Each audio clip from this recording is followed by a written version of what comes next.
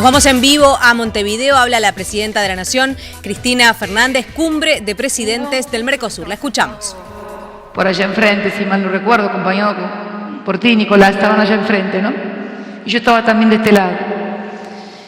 Y me acuerdo que venía participando de todas las reuniones del Mercosur porque su vocación, como recién lo indicaba Nicolás, fue siempre por identidad, por historia, por convicción y por comprensión, fundamentalmente de que su lugar, el lugar de Venezuela, estaba aquí, en la América del Sur.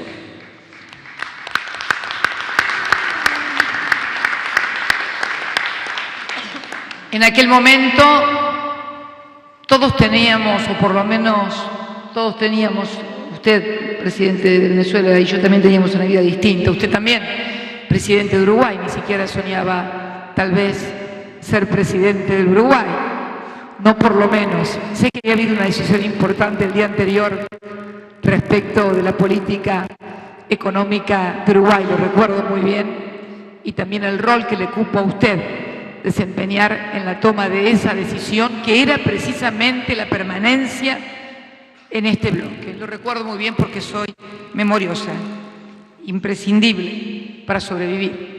La memoria, digo, ¿no? Entre otras cosas. Pero hoy estamos aquí también y recuerdo lo que era el mundo en el 2007, un mundo en el que veníamos en crecimiento permanente en América Latina luego de una década perdida, de una década del neoliberalismo, donde se había hecho estragos en la región, devastados. Y yo quisiera, además de las emociones que hoy nos mueven, la verdad que a mí me conmueven varias pérdidas. Me hubiera gustado, y esto sin desmedro de usted, presidente, de vos, Nicolás, porque creo que se lo merecía, que hubiera estado Hugo aquí hoy como presidente de Venezuela, presidiendo el Mercosur, porque pasó hasta por situaciones de humillación personal para poder ingresar aquí al Mercosur. Y sin embargo las aguantó todas, absolutamente todas, porque sabía que este era su lugar. Así que quiero recordar también eso. Pero quiero recordar también números. Números porque Pepe hizo una encendida defensa de la pertenencia a este Mercosur y a la región. Pero no es una pertenencia desde lo emotivo, no es solamente una pertenencia desde lo emocional, desde la identidad histórica, de ser parte de la región, sino también de los resultados que hemos tenido en la integración y que ha tenido Latinoamérica, y que, si me permite, quiero reflejarla en números, sobre todo para aquellos y aquellas que de distintos lugares en nuestros respectivos países despotrincan contra el Mercosur y con que deberíamos tener otras visiones, otro tipo de integraciones, otro tipo de políticas económicas. Si se me permite un instante, tan siquiera leer tres números o tres índices. El PBI por cápita, o sea, ¿cuál es el ingreso por persona entre Latinoamérica y el mundo? En el año 1980, el ingreso per cápita en el resto del mundo era $2.619. Y aquí, en América Latina, era $2.415, prácticamente lo mismo. Cuando estábamos terminando 1989, o sea, estaba terminando la década del 80, ya se había abierto una brecha muy importante. El ingreso de América Latina era de $2.928 y el del resto del mundo era $3.974. Ya había una brecha de $1.000 per cápita a fines de 1989. ¿Qué pasó en los 90 durante el auge del consenso de Washington? Allí, en el año 90, la brecha comenzaba en el resto del mundo con un ingreso de 4.344 y nosotros Latinoamérica de 3.292. Terminamos en el año 2002 en América Latina con un ingreso per cápita que cayó abruptamente a $2.272 per cápita, mientras que el ingreso del resto del mundo ascendía a $5.741, más del doble. Que no me vengan con emociones, ni con pertenencias, ni con ideologías. Estoy hablando de números y de dólares, nada más lejano de la ideología. Y veamos qué pasó entre el año 2003 y 2012, en el que podemos hablar de la recuperación de la región. Comenzamos en el año 2003 con un ingreso per cápita para América del Sur, para la América Latina, de $3.068, frente a un ingreso del resto del mundo de $6.369 per cápita, más del doble. Así estábamos cuando llegaron a estas tierras los gobiernos populistas, como nos suelen adjetivar y calificar. ¿Cómo estamos a fines del año 2012, luego de que América del Sur transcurriera, según titulares del mundo, bajo el gobierno o bajo la dirección de gobiernos populistas?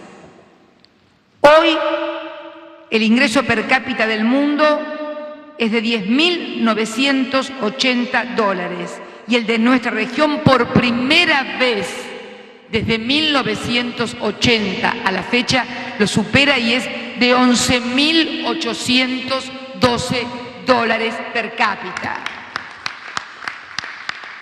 Esa es la historia de la región en números. No estoy hablando ni de ideas, ni de colores de pelo, ni de discursos, ni de ninguna otra cosa. Estoy hablando de números, pero paso a hablar a continuación de lo que significan esos números en la vida cotidiana de nuestras sociedades. Ha significado la inclusión social de millones de compatriotas que carecían de trabajo, que no tenían educación, que no tenían salud, de millones de ancianos que no tenían cobertura previsional, de miles y miles de científicos que emigraban por falta de oportunidades, de jóvenes que no podían llegar a nuestras universidades porque ni siquiera podían terminar el colegio secundario o porque ni siquiera tenían los medios para hacerlo. En mi país la educación es pública y gratuita también en la universidad. Y hemos crecido como nunca en la historia en la matrícula y también en el egreso de esas universidades.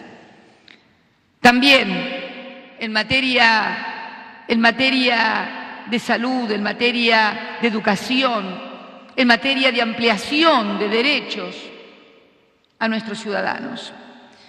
Pero también debo decir que en el año 2007, cuando estuve aquí, había otro mundo y que hoy hay otro mundo que exige de este Mercosur, que, como dije adentro, no es lo mejor, pero es el único instrumento que tenemos, la unidad y la integración, para seguir profundizando este proceso de profunda democratización. Porque no hay democratización únicamente porque la gente cada 4 años elija un presidente en una urna. Hay una verdadera democratización cuando la mayoría de los ciudadanos y ciudadanas pueden acceder a los bienes y servicios universales y mejorar su calidad de vida. Y yo creo que el ingreso de Venezuela, la decisión también de Bolivia de querer ingresar al Mercosur, la situación de un mundo actual nos debe hacer también repensar nuevas estrategias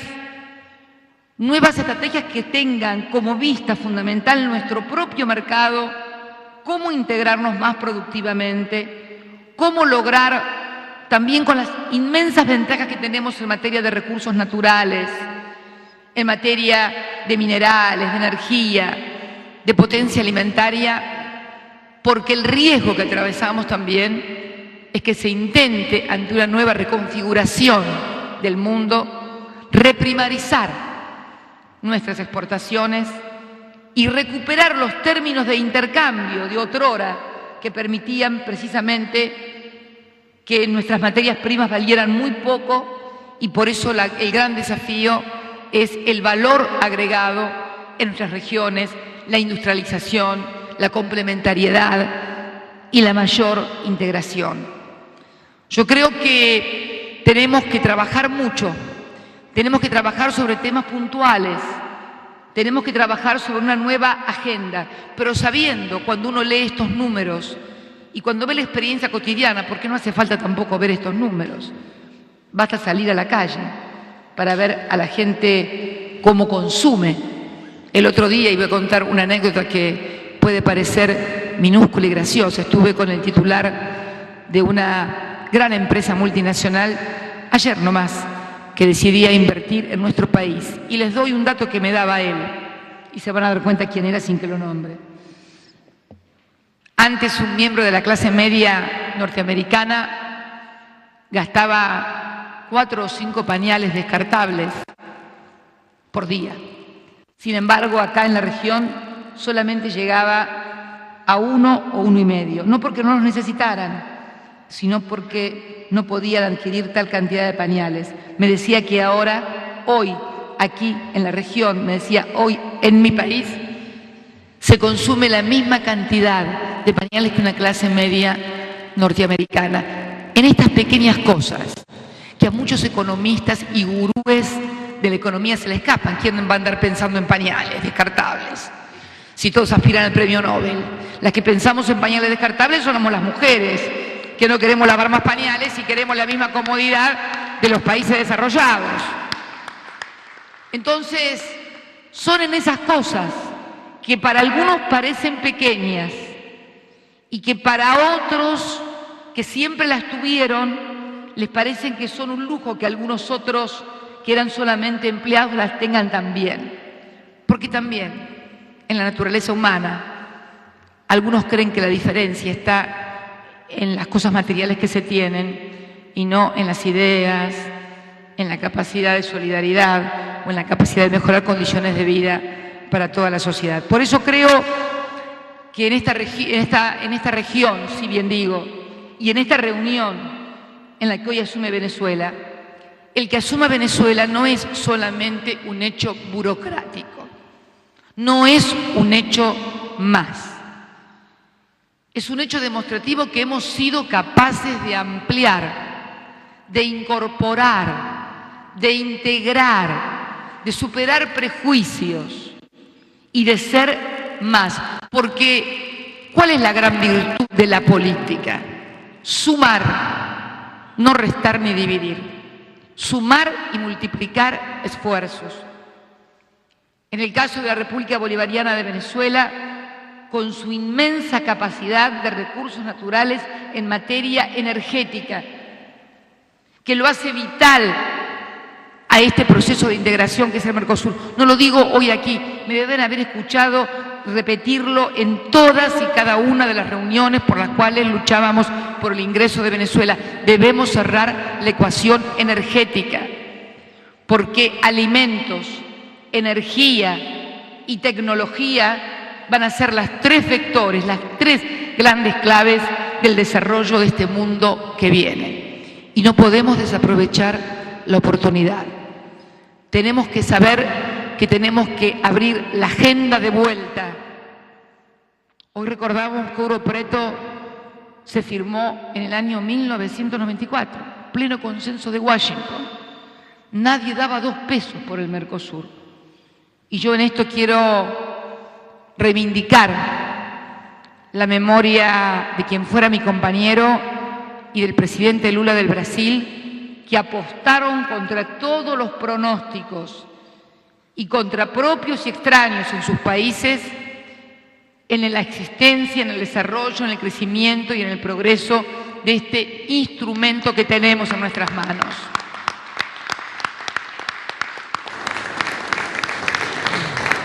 Y esta nueva configuración del mundo y estos logros que hemos tenido nos tiene que hacer redoblar el esfuerzo, no encerrarnos, sino en unirnos, que es diferente. No es lo mismo unirse que cerrarse. Unirse es juntar los esfuerzos para vincularse en mejores condiciones frente a un mundo difícil, complejo y por momentos hostil. Que quede claro, el Mercosur no es algo cerrado, es algo abierto, pero abierto desde la unidad, abierto de nuestro mercado interno, abierto de nuestras demandas de lograr incorporar mayor tecnología y mayor valor agregado, porque eso es más trabajo.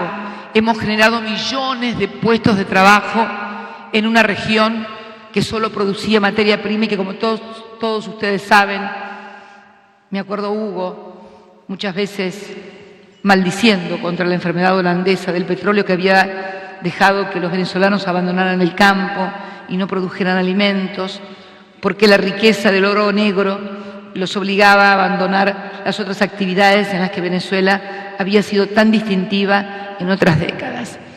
Aprendiendo de todas las historias individuales de cada uno de nuestros países, construir y seguir construyendo una historia común, que no significa que estemos siempre de acuerdo, que no significa que no debatamos, que no significa que no discutamos, pero que tengamos un compromiso.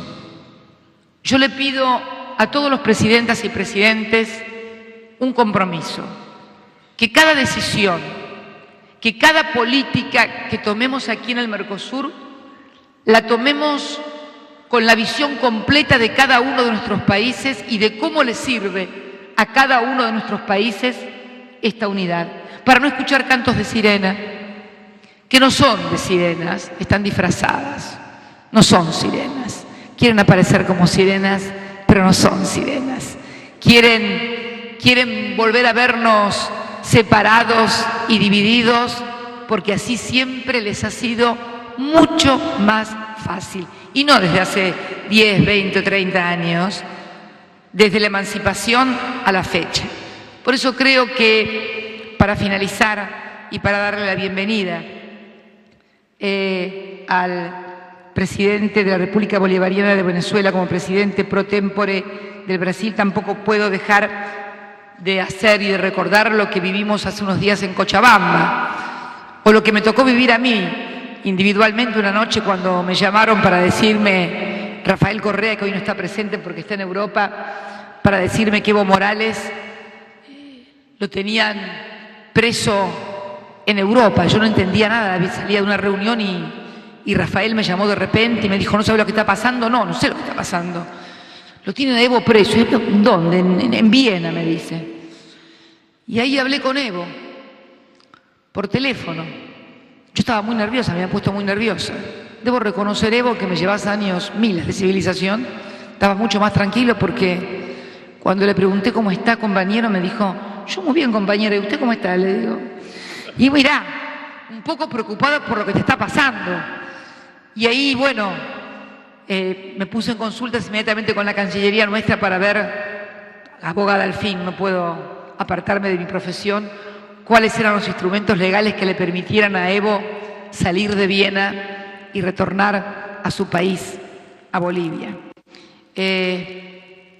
Allí hablé en 2 o 3 oportunidades con él y luego nos reunimos en Cochabamba y hoy estamos aprobando resoluciones muy importantes que tienen que ver no con Evo Morales ni con el Estado plurinacional de Bolivia, tiene que ver con la dignidad de nuestros países y de nuestros pueblos.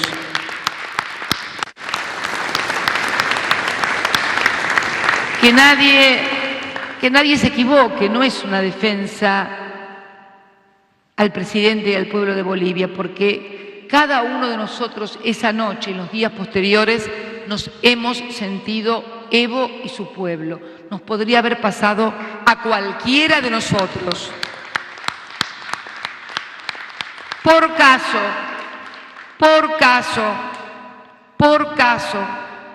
y voy a ser extremadamente sincera, por caso yo no puedo viajar a algunos países de Europa en el avión presidencial, en la nave presidencial, que tiene inmunidad presidencial, porque en algunos países con rémora colonial todavía puede haber algún juez que disponga un embargo porque algún acreedor no quiso buitre fundamentalmente, como nos pasó con la fragata Libertad, no quiso entrar en las 2 reestructuraciones de deuda externa que tuvo mi país y que representa al 93% de nuestros acreedores, y tengo que viajar en otro avión. Por eso no es solamente un problema de Evo Morales. Es increíble, porque desde la doctrina Drago, que tuvo como protagonista la República de Venezuela hace muchísimos años, 100 años, estableció la inembargabilidad de los estados por deuda. Bueno, acá te embargan avión y no sé si no voy yo arriba, si me embargan también a mí. Me devolverían enseguida, creo, porque...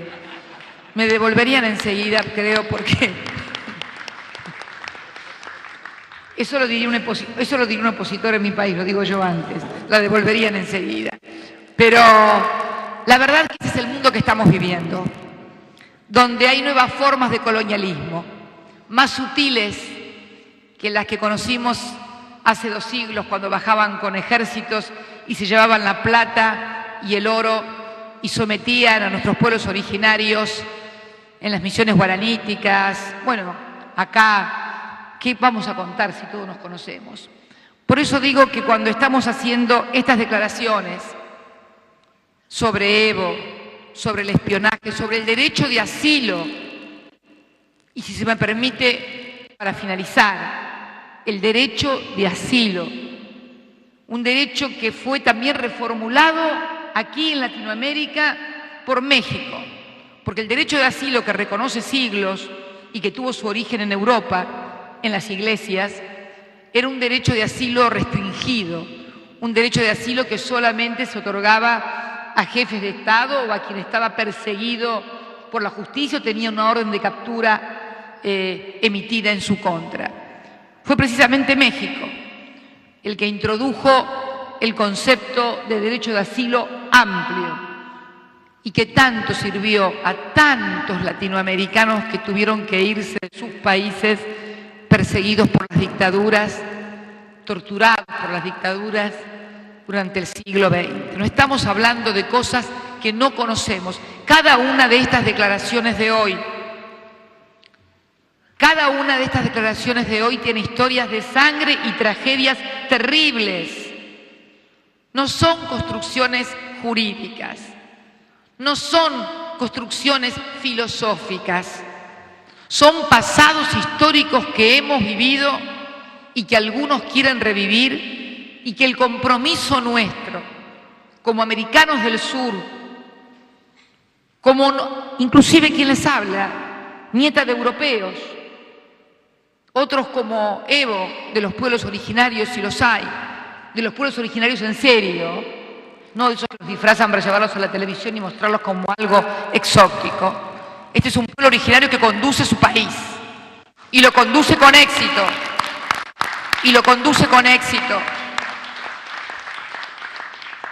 Porque muchos creen que defender a los pueblos originarios es reconocerles la vestimenta y darles un lugar para que vivan chiquito, de ser posible, para no ir más allá. No. Acá también hay un pueblo originario que conduce su país y que lo conduce mucho mejor que los hijos de generaciones de europeos que habían venido a colonizar. Hay de todo, así somos, diversos, plurales, distintos, pero iguales en algo, iguales en lo más importante, en querer seguir creciendo con inclusión social, con equidad y con democracia, que deben ser los 3 rasgos distintivos que sigan uniendo al Mercosur, hoy, ayer y siempre. Muchas gracias.